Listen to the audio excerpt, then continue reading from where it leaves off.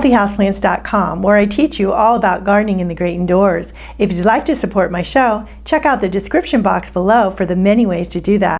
Today I'm going to show you how to prune out spent flowers on plants like this Crossandra, Sundance, as well as similar plants, similar flowering plants, although the Crossandra is a little bit different as its flowers, as you can see here, attach directly into the stem. So, and it's a pretty good size flower here.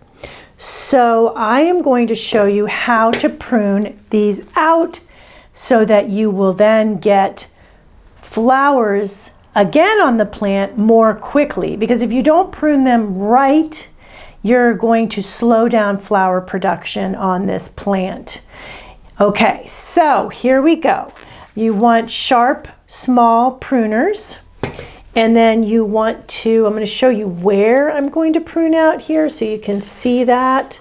It's always a little difficult here, but it's all the way, I've pulled back here, all the way to right next to the stem, and it's usually within a pocket of other leaves. So right next to the stem is where you want to prune to. That's why it's good to have small pruners like this that are good for precision pruning. You get way down into it, and I just, unfortunately, trying to show you, just broke off some leaves.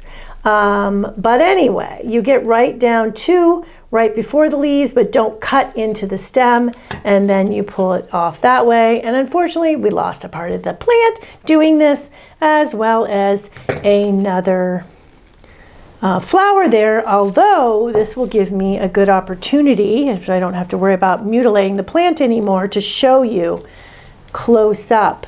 So where that flower is located on the plant there, and it is right there. So you can see here, and it just came off that way. So sometimes they will, but it was right in there. So you want to get it off as close to the stem as possible, but not cutting into the stem, and certainly not breaking part of the stem off like I did. A lot of times I'll have comments from viewers that they're unable to see where I'm cutting, and I understand that, and obviously you want to know. So it's a little on the tricky side sometimes to get close enough and to get the angle right, and then there's leaves in the way so that you can see. So hence the loss there, but that's okay. This plant will be fine. Okay, so another one, so give you even more of an idea here. So once again, you can see, hopefully, in there, it's way the heck down in here, all the way to the base there. So there's the right in here. So fortunately, sometimes they will work themselves out by themselves, and I got it out. So that is another trick. If it's the flower is old enough, it will do that for you as well. So you can do both ways. So you could take it and try, but you want to be careful, because as you saw what happened, I lost part of the plant doing too much pushing and pulling. So better to get in there with pruning shears as much as possible, as close as possible.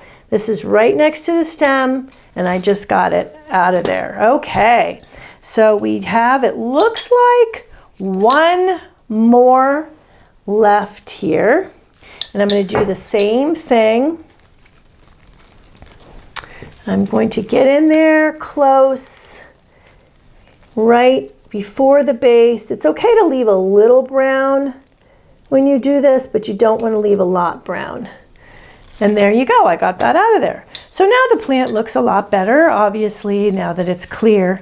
of those spent flowers, and in the spring it should flower again. Right now we're at the end of January, so about a couple months from now, 2 or 3 months from now, I should have some really pretty blooms. We can check in with the plant at that time as well and see how well it's doing. And there you go. That is how to get out the spent blooms from Crossandra. Thank you for stopping by today. Please leave any comments about any indoor gardening tutorials you'd like to see. Remember to like, comment, subscribe, and share this video.